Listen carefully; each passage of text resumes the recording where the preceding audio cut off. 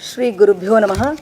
A very warm welcome to all of you for this Disha Bharat program this evening.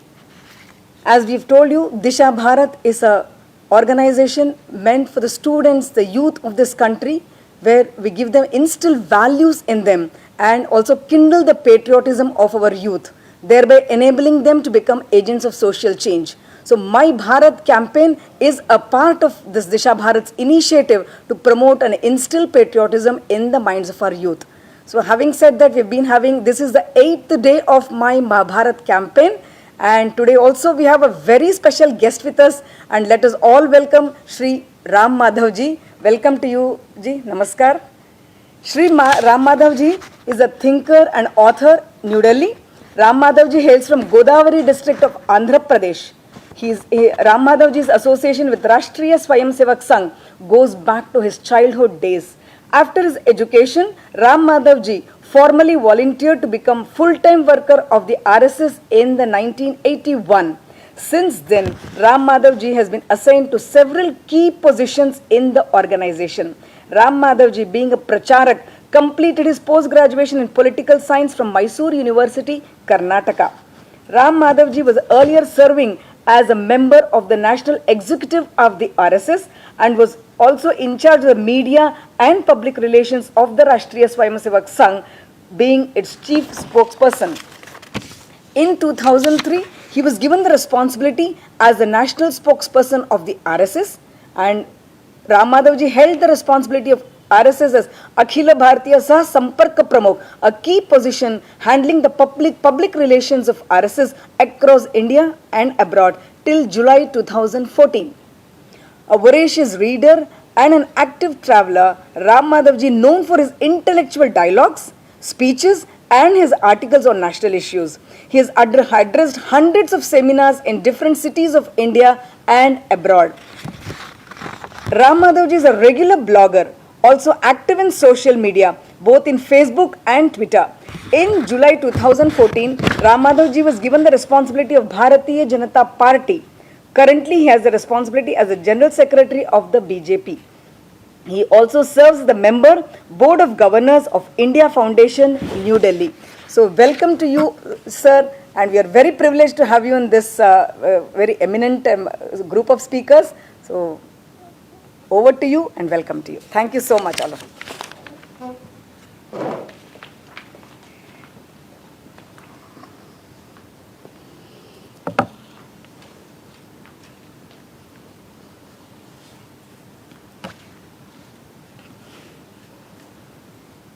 Disha Bharat ಕಾರ್ಯಕ್ರಮದಲ್ಲಿ ಉಪಸ್ಥಿತ ಎಲ್ಲರಿಗೂ ನಮಸ್ಕಾರ. My knowledge of Kannada ends there. My namaskars to everybody. I am delighted to be here this evening to address the participants in this 15-day workshop, the My Bharat campaign of Disha Bharat organization. Today is an important day in the history of our country, especially the history of India's independence movement. On this day, about 78 years ago, the freedom-loving Indians had finally given an ultimatum to the Britishers through a famously known campaign called Quit India. Standing before this young audience, I would like to recollect or probably share some happenings during that very important phase of our India's history, namely India's independence movement, which had culminated, as we all know, in India securing its independence on the 15th of August 1947. The midnight of 14th and 15th of August in 1947 was the night of great celebration in our country. Hundreds of years of slavery had finally ended. the British had quit and we became independent on that night. Countrymen remember that famous speech given by Pandit Jawaharlal Nehru, the then Prime Minister of the interim government who would become the first Prime Minister of independent India subsequently. The speech famously known as the Tryst with Destiny speech. On that night, besides Pandit Nehru, his cabinet colleagues also were present. They all were taking oath of office to run the affairs of the independent India. But do you know where was the architect of this independence movement, Mahatma Gandhi, was on that night? He was not in Delhi. He was not participating in the celebrations. He was 1,000 miles away, 1,500 kilometers away in Calcutta. He had fasted through the day. He was not in any happy mood. He was somber, he was gloomy. He refused to come to Delhi. In fact, in July itself, he tells one of his colleagues that he would not participate in the Independence Day celebrations. Why? Today my talk will be focused on that one aspect of our India's independence movement, which is otherwise a great moment of joy for all of us, otherwise a great moment of celebration, honor and pride for all of us. But that one aspect of that independence, which had even put off a great towering personality like Mahatma Gandhi, who finally decided not to attend the celebrations on 15th August. That one aspect I would like to discuss before this audience today. That was the partition of our country into Hindustan and Pakistan, India and Pakistan. At the very moment when we were celebrating liberation from the British rule, countrymen were on the streets with the national flags in their hands, joyously shouting slogans like Bharat Mata Ki Jai, Jai Hind, etc. In some parts of the country, the meaning of this independence occurred differently to the people. For those people in those regions, independence meant their homes and hearths becoming overnight into foreign lands. They became foreigners overnight in the very land, very place where they were born, their forefathers were born, they were bred there, they grew up there. But like a shock, independence, on the day of independence, they were told that it is no longer your country. Partition had become as a cruel shock to millions of Indians who also were looking forward to this day of deliverance, this day of independence. India was partitioned in a very hurried manner. In a just 3-month period, the plan for partition was approved on 3rd June 1947 and it was to be implemented by 15th August 1947 when India was to become formally independent of the British rule. There was not even full 3-month period. In that short duration, the boundaries were to be fixed. People were to be informed. Obviously, I am talking about a period which is 70 years back. There were no communications that are available to us today. So it all led to great confusion, resulting in great violence, utter chaos all around. While in Delhi, in Bengaluru, people were celebrating the independence from the British rule.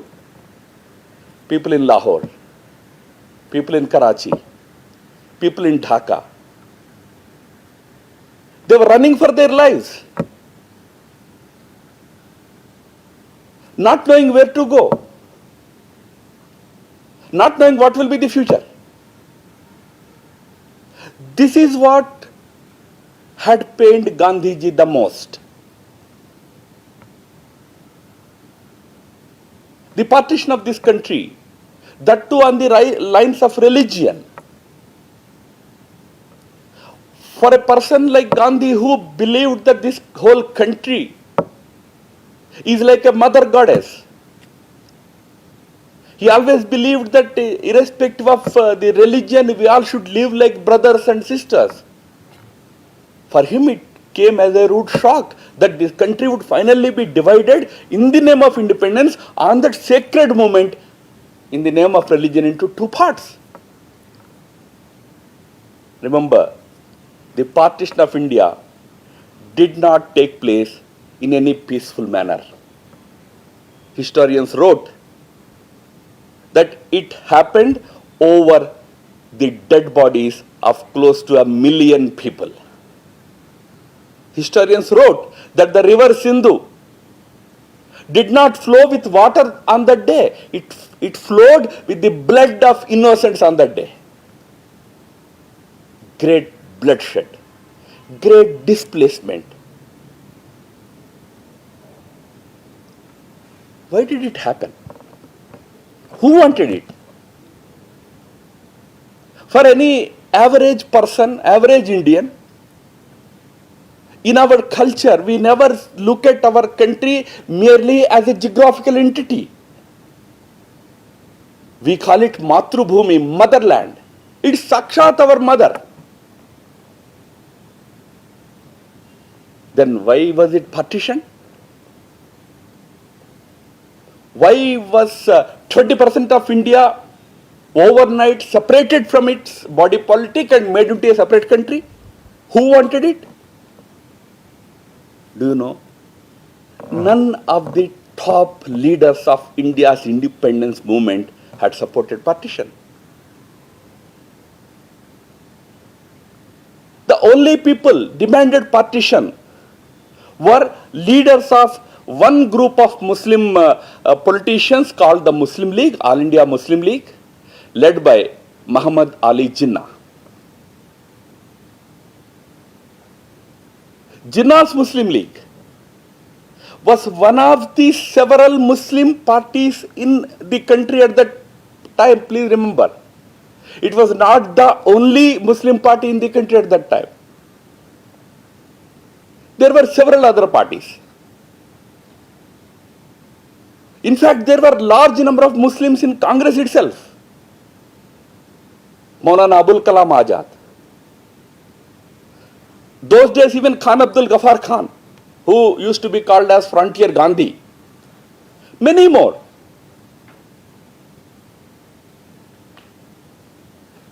None of the Congress did partition. In fact, in 1940, at its Lahore conclave, All India Muslim League passed a resolution demanding separate states for Muslim dominated areas. Whatever it meant by separate states, the word used was separate states. Interestingly, that resolution did not speak about Pakistan per se. It only spoke about separate states. When the news of that Lahore resolution of the Muslim League of 1940 brought before Gandhi, Gandhiji's instant reaction was, vivisect me before vivisecting this nation. Meaning, you should cut me into pieces first. Then only India can be partitioned. But 7 years later, India was being partitioned in front of his eyes. Gandhiji could not do anything except staying away, trying to help those victims of the partition in Bengal. Sardar Patel, another towering leader, his reaction was, talwar se talwar bhidegi, we will pull out our swords, fight a sword with a sword. We will fight it out, but we will not let this country be divided. But Sardar Patel was one of the signatories of June 3rd plan, which paved the way for partition. Dr. Rajendra Prasad, who became the first president of India, who became the chairman of the Constituent Assembly of India, he was in jail during the Quit India movement. Sitting in jail, he authored a book called India Divided. In that book, he argued in a most scientific manner against the whole idea of partition, not just from the patriotic and emotional point of view, but also from the economic point of view, geographical point of view, demographic point of view, how ridiculous the whole idea of partition of this country has been, is. That book was published in early 1946. Before the ink could dry up, India got partitioned. Even Jawaharlal Nehru, until, of course, the last few months, he would always dismiss this idea of, India being divided, partitioned, as a fantastic nonsense.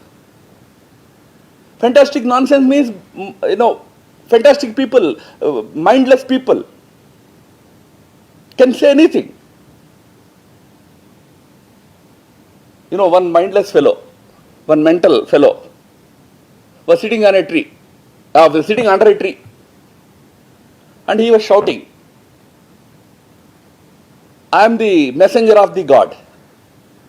God sent me to guide the mankind. He was shouting. After some time, some noise came from up on the tree. Somebody was shouting from atop the tree, no, don't believe in this fellow. I never sent him. One fellow was God's messenger. There is another fellow who himself thinks that he is the God. This is what is called fantastic nonsense. It's a fantasy. Nehru called the idea of partition as fantastic nonsense. What do you know? Nehru was the prime signatory to the June 3rd plan. Who was fantastic? It was a mute question. Nobody wanted it. People did not want it. Leaders did not want it. So much so that large number of Muslims did not want it. You will be surprised to know, in middle of 1946, at least 50,000 Muslims had demonstrated in Delhi in front of the Viceroy's palace. They were all Muslims, weaving community Muslims, protesting against the idea of partition. Even a large section of Muslims did not want it. Yet it happened. It's a very important part of our history that we all should understand. If not for any other reason, at least for one very important reason, we should understand what ultimately resulted in it. If today we ask any Indian, do you want to see India dismembered again? No Indian will say that, no, I want it. Everybody will say, no, India should not be divided. But everybody was saying the same thing in 1940s. Yet India was divided. So it is not enough to think that I am not in favor of dismemberment of this country. we should understand what happened that had finally resulted in this partition of India, what mistakes were committed, and what lessons should be learned. I will take you back by about 40 years from the independence to another attempt at this policy of divide and rule by the Congress, by the British. In 1905, the British had decided to partition Bengal. Bengal, those days, was a huge province with close to about 80 million people, those days. So the Britishers thought that those days India's capital, British capital was in Calcutta. British capital of India was in Calcutta until 1911. But Bengal was home to revolutionary movement. Bengal was home to very strong Congress movement against the British.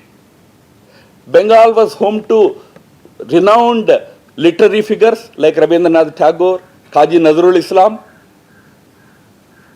Bengal, in a way, was the heart of India's independence movement.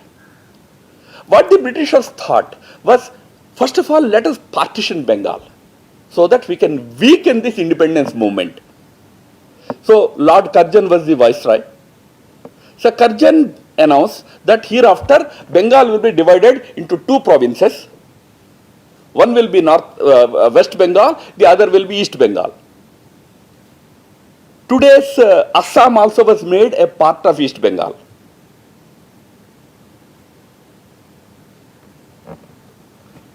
The leaders of that time, like Bal Gangadhar Tilak, all those leaders, even Gopalakrishna Gokhale, these were all those days Congress leaders, they all smelled the mischief. They all understood that this whole design is to, number one, weaken India's independence movement by dividing the heart of the movement, but also it is a deliberate ploy to create a divide between the Hindus and the Muslims. Because the partition was to happen based on the demographic profile. The partitioned East Bengal was to become 60% Muslim, whereas the partitioned West Bengal was to become 80% Hindu. This was the clear objective to create a divide between two communities. The leadership of that time, led by people like Lokmanya Tilak, Bal Gangadhar Tilak, Lala Lajpat Rai in Punjab, Bipin Chandra Pal, who was a Bengali Calcuttaite. Under their leadership, Congress had launched a movement against the division of Bengal. They said, no, we won't accept it. When the Congress protested, Lord Curzon, who was the viceroy, had declared that, look, partition of Bengal is a settled fact. We have partitioned it, it's done, it's settled. No question. You want to do agitation, do it. But the agitation became so intense that in 5-6 years' time, the British King George V had to rush to India in 1911 and declare the annulment of partition of Bengal. The 6-year agitation between 1905 and 1911, it's sometimes described as Vande Mataram movement. It is also sometimes described as the movement which became the main slogan became Swadeshi. So that is when so many nationalist education institutions also came up in the country. So that movement based on Swadeshi and slogan of Vande Mataram became so intense that the British had to rush back to India to declare the annulment of it.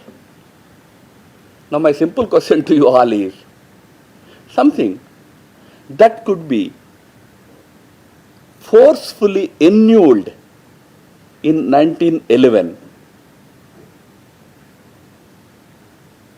in just 35 years, why did you accept it? What happened in these 35 years is the important part of the history that we should understand. What happened was, in 1906, unnoticed by the then Congress leadership, Muslim League came into existence in Dhaka.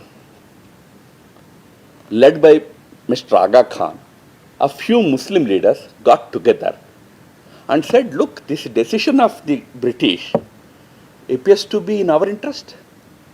They want to give us a separate state, province.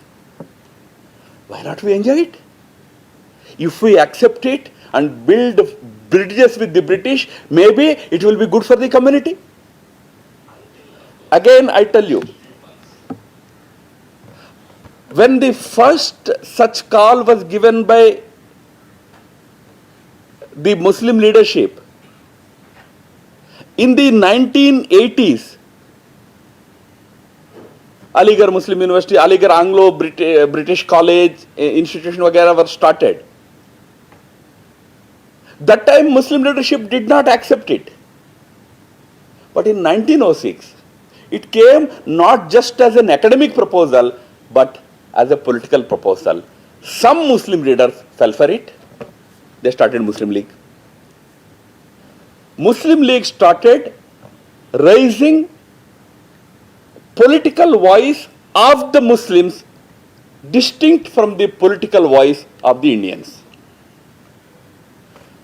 This is where the catch for Congress began. Until then, Congress was representing the entire country.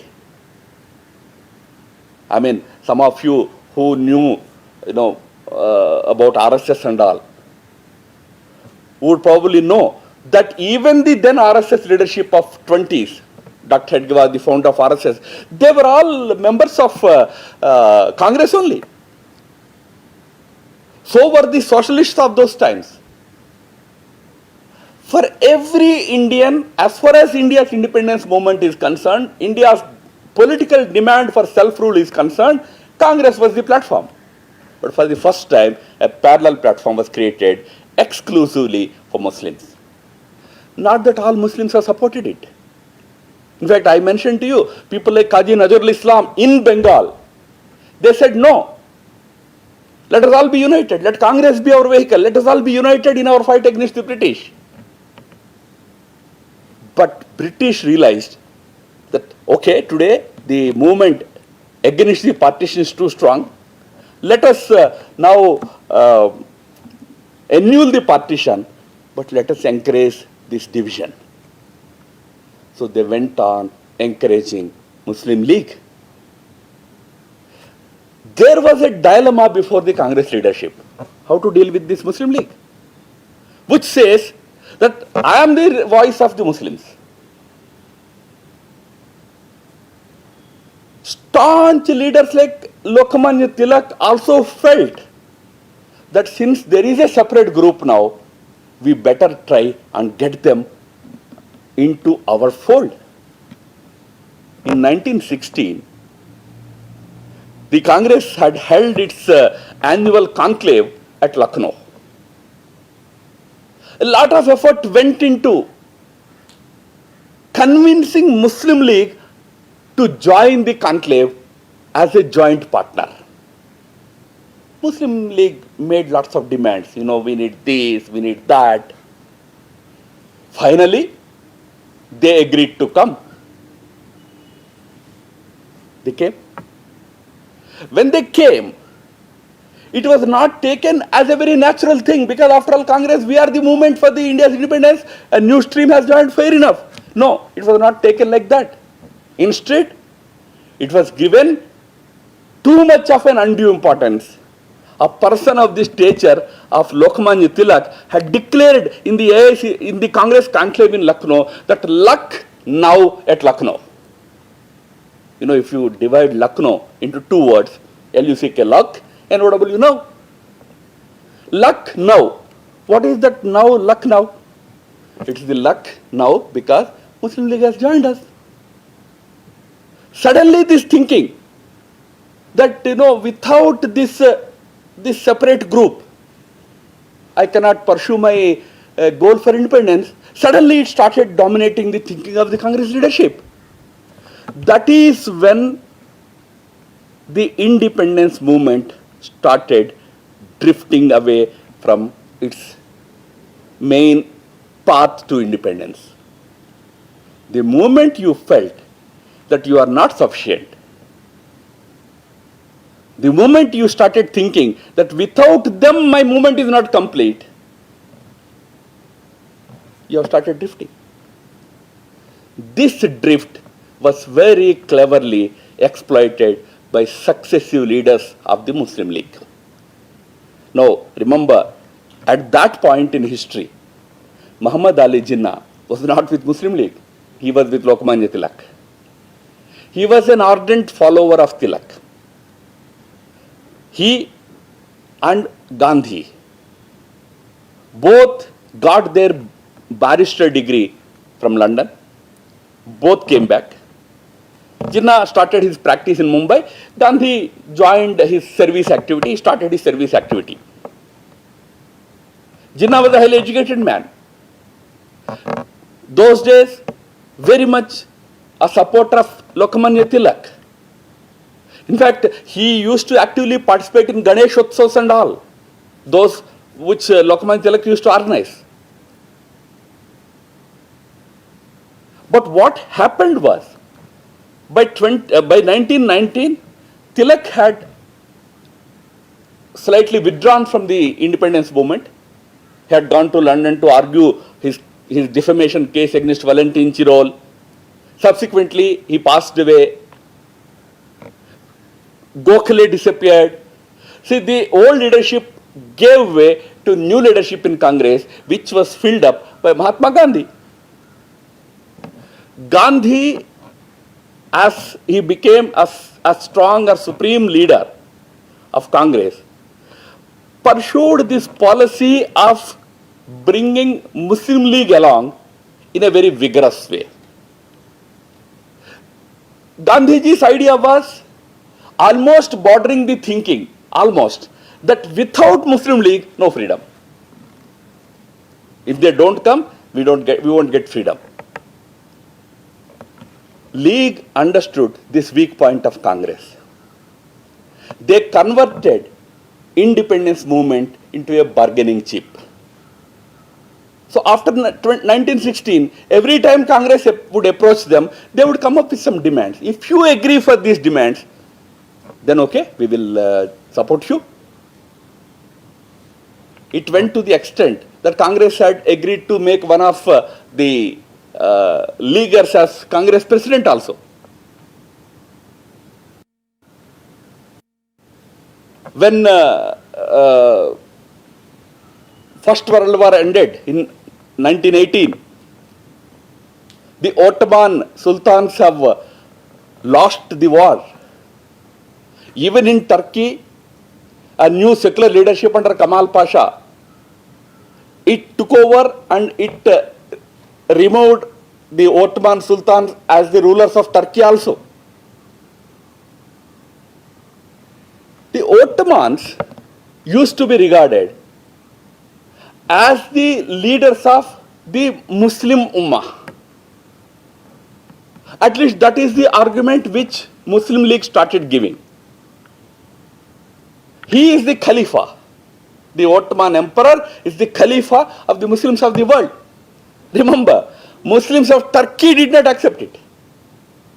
They elected Kamal Pasha as their leader. But this one issue was made into a political issue in India. A Khilafat agitation was launched.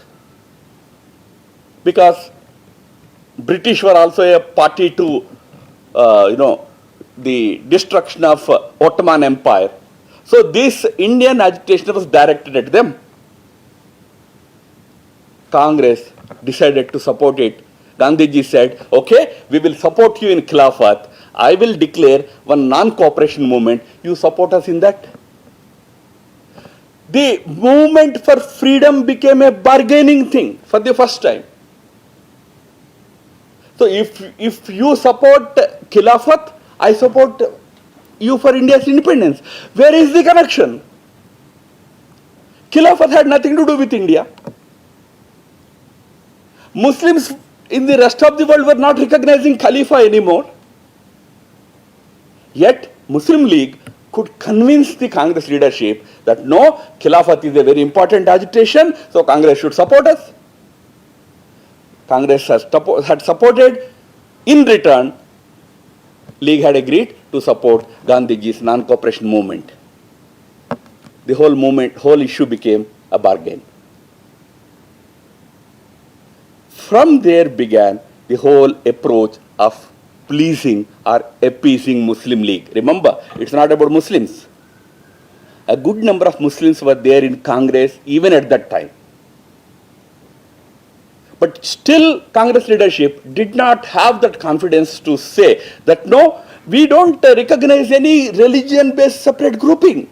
We are all one Indians. We are one India, one people. That courage was not there. From there began the politics of compromise, politics of appeasement. In the process, Maulana Muhammad Ali was made the president of Congress. In 1923, there was the Congress session in Kakinada in Andhra Pradesh. Until then, right from the time of the Bengal partition movement, Vande Mataram movement, every Congress session used to start with the song Vande Mataram. Vishnu Digambar Puluskar, a famous singer from Maharashtra, he used to sing Vande Mataram in every Congress session. He came, he climbed up the dais at to sing Vande Mataram to begin the Congress session. Maulana Muhammad Ali objected to singing of Vande Mataram. As president of the Congress, he said no, it hurts the sentiments of Muslims. In this audience, we have Muslim League members also. Vishnu Digambar Puluskar looked at all the leaders, including Gandhiji, everybody was there. Nobody had courage to stand up and tell Muhammad Ali that no, this is the practice of Congress in every session. It has nothing to do with religion. Vande Mataram is about praying for the country, for the motherland. Finally, Vishnu Digambar Puluskar decides that this is not the way. I have to give a piece of my mind. He tells Maulana Muhammad Ali that look, the Britishers tried to stop me from singing Vande Mataram. They could not stop me. How can you stop me? And in any case, this is not any religious place that one would object that this should not be sung. I am going to sing. When Vishnu Digambar Puluskar started singing Vande Mataram, the then Congress president walked away from the dais. Instead of telling that this is not correct, what Congress did was that, okay, since Muslim League has objection to this song, let us first of all truncate it. Those days that full Vande Mataram, those who know of the full Vande Mataram song would remember, that used to be sung. It was decided that no, we'll truncate it. We'll only sing the first stanza. And in very few years' time, it was decided that let us sing Janagana Mana, not Vande Mataram. First you truncated national anthem, 25 years later, you truncated India. Then came the question of, national flag. A flag committee was constituted. The flag committee, Maulana Azad was the chairman of the flag committee, unanimously decided that saffron flag is the best flag for India because that is the flag people knew all over the country. Again objection came, saffron is Hindu color. So it was decided that now we will have three colors. Saffron for Hindus, white for Christians, and green for Muslims. when it became a little bit of a controversy, how can you have flag in the name of religions? How can you divide the flag into religions? Then a new logic was given. No. It's not about religions. It's about, green is prosperity, white is peace, and saffron is sacrifice. You compromised on national flag. You compromised with national unity in 15 years. Even language was not spared. There was objection to using Hindi. The interpretation of Hindi is Hindu's language. So there was insistence that we should use Hindustani, the mixture of Hindi and Urdu. Remember, Urdu is never the religion, language of any religion in India. Urdu originally was a camp language. In the military camps, there different religious people used to be there. There this language developed. It did not have any script also. But somehow it was interpreted as though Urdu was Muslims' language, Hindi was Hindus' language. So what should be done? We should create a hybrid language. What is that hybrid language? Hindustani. So we started using Hindustani. Badshah Ram, Begum Sita, Maulvi Vasishta. We started rewriting books in Hindustani. You compromised on a language, you compromised on nation's integration. So much so that Swami Shraddhananda, a very senior leader of the Congress from Punjab, he also used to be actively involved in Arya Samaj activities of Shuddhi and all. He was murdered by a Muslim fanatic. He was a Congress leader, Swami Shraddhananda. But Congress Congress leadership refused to openly come up condemning the murder. And the interpretation given was that you should hate the crime, not the criminal. Is it possible? You should criticize the crime. You should criticize the murder, not the murderer. Why? Because if we criticize, then Muslim League will be angry. This whole attitude of if no Muslim League, no freedom, had led to a competition where Congress would offer something and British would offer a little more. Then Muslim League would go that way. Again Congress would catch hold of them. No, please be with us, we will give you something more. When people like Liaquat Ali, Shaukat Ali, Muhammad Ali, when these people became darlings of Congress leadership in early 20s, that is when Muhammad Ali Jinnah decides that people like me with nationalist credentials have no respect in Congress. Why not I go and get those greener pastures? Why not I join Muslim League? Middle of the 1920s, Jinnah changed sides. He joined Muslim League. Gradually grew in the hierarchy. He became the supreme leader by middle of the 30s in 1930s. He understood this weakness of the Congress leadership. So went on adding demands. Savarkar, who was in house arrest in Ratnagiri, he would give a very important advice to Gandhiji. Savarkar told Gandhiji, Gandhiji, you tell the Muslim League, if you come, with you. If you do not, without you. If you oppose, in spite of you. Meaning, if you come with us, come. Together, we fight for India's independence. If you do not come, All right, you don't come. We will fight. Congress has the strength to fight for the independence of India and secure it.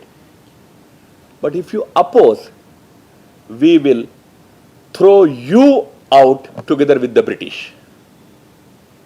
Have the courage to tell the League leadership. But unfortunately, Congress lacked that courage. Congress was convinced that without Muslim League coming together, there is no freedom. The logic given was without Hindu-Muslim unity, no freedom. This was Gandhiji's argument. Fair enough. But Muslim League never represented the Muslims of the entire country. And most importantly, Muslim League was not the representative of the parts of India which became Pakistan. Muslim League demanded Pakistan. You know who supported Muslim League's Pakistan? Muslims of Deccan, Muslims of central provinces, Muslims of Bihar, Muslims of Bengal. In Punjab, in 1946 elections, Congress and Akali Dal together got more seats than Muslim League. In Sindh, Congress and other parties together had more seats than Muslim League. In NWFP, Northwest Frontier Province, which later on in 2010 became Khyber Pakhtunkhwa. In Khyber Pakhtunkhwa, League was completely decimated. It only could secure 10 seats. Congress got 70 seats. Remember, which became Pakistan in 1947 was voting for Congress in 1946. So what logic was applied? The only logic that was applied was this false notion that we have to somehow appease them to keep them with us. In the process of appeasing them, Gandhiji had undertaken a 19-day daily trek to Jinnah's house in Delhi in 1946, just to try and convince Jinnah that please don't demand for partition of India. If you want, you become the Prime Minister of India. This was the offer made. Remember how far we went. Jinnah was a little cleverer. He understood that, okay, Gandhi being he is a wise man, although he looks very simple. Who knows? He will promise me Prime Ministership today, but tomorrow, once the British leave, what is the guarantee that he will keep me? He may kick me out after British leave. So, Jinnah refused to accept even for that proposal of Gandhiji. This history, a history of compromises, a history of appeasing the vociferous people, appeasing the rogue elements, in the process, losing the genuine people. I told you, there were so many nationalist Muslims in Congress. But still Congress believed that somehow Muslim League represented all the Muslims. Krishak Praja Party, a Muslim party, had more seats than Muslim League. But Krishak Praja Party was not recognized as a Muslim party. Jinnah's Muslim League was recognized. These mistakes of appeasement, mistakes of compromise when it came to national integrity, national unity, that had cost us the India's unity, that had led to partition of our country.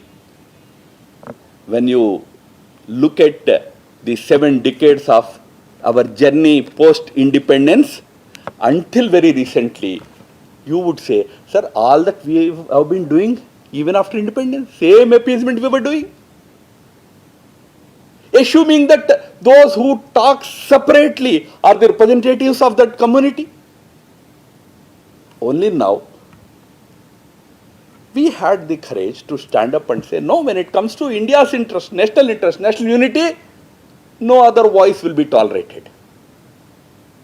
And when we took that stand, on Article 370, when we took that stand on triple talaq, no compromise, no dialogue with separatists, when we took that position, look at how a grand consensus is being seen. When the leadership has that courage, when leadership takes that strong position that when it comes to national interest, no compromise, we will not talk with anybody who is against the unity of this country, then things would be different. Today, when we abrogated Article 370, do you see one voice in the opposition which is saying, no, when we come to power, we will bring it back? Do you come across one leader? Even the communist parties, which used to propagate that Kashmiris are a separate nation, even they are not saying it. All that critics are saying is, no, you bulldozed it through parliament. They try to find fault with the process, not with the decision. Similarly, Ram Janmabhoomi. We took the decision that temple will be built. Okay, Supreme Court gave its verdict. The verdict what is given, we took the decision that yes, we should now go ahead and build the temple. You find lot of new Rama Bhaktas. Those who were criticizing Ram Mandir movement, criticizing us all the time, suddenly are pasting posters on the social media walls, declaring their Ram Bhakti. Priyanka Vadra is the greatest Rama Bhakt now in the country. And her husband also had a poster. Because you have that strong leadership. There is larger consensus. Today also we should not make the mistake of assuming that some All India Muslim Personal Law Board which says that we will again restore the mosque, we will again convert it into a mosque. When they say that, don't take it as though it's the view of all the Muslims of the country. It is 21st Century Muslim League. People like OIC, people like Muslim Personal Law Board, they are 21st Century Muslim Leagues. We need to deal with them as a vociferous group, not the representative of the entire Muslim community. The mistake that we committed during the independence movement, that mistake had cost us 1/3 of India. But we have a leadership which understands that history, which wouldn't create that mistake again. That is when country, its integrity, its unity will be in secure hands. Friends, 5-6 days from now, we will again be having our 74th Independence Day. 73 years have passed.